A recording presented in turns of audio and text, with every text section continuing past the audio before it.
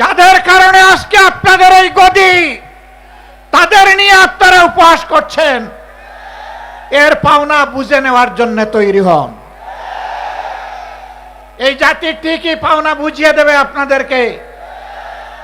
আপনারা জাতিকে ধোঁকা দিয়েছেন এবং ইতিমধ্যে তা স্বীকার করে নিয়েছেন।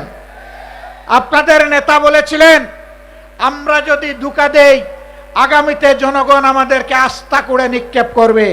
সেই আস্থা করে দেখার জন্য আপনারা তৈরি হন। জনগণের বিরুদ্ধে দাঁড়িয়ে অতীতে কেউ কোনোদিন রেহাই পায়নি, আপনারাও রেহাই পাবেন না।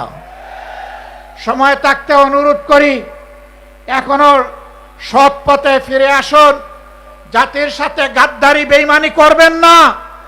আপনারা এসে বলুন, আমরা ইতিমধ্যে যা করেছি ভুল করেছি, আমরা জনগণের দেওয়া রায়, গণভোটের রায় আমরা বাস্তবায়ন করব।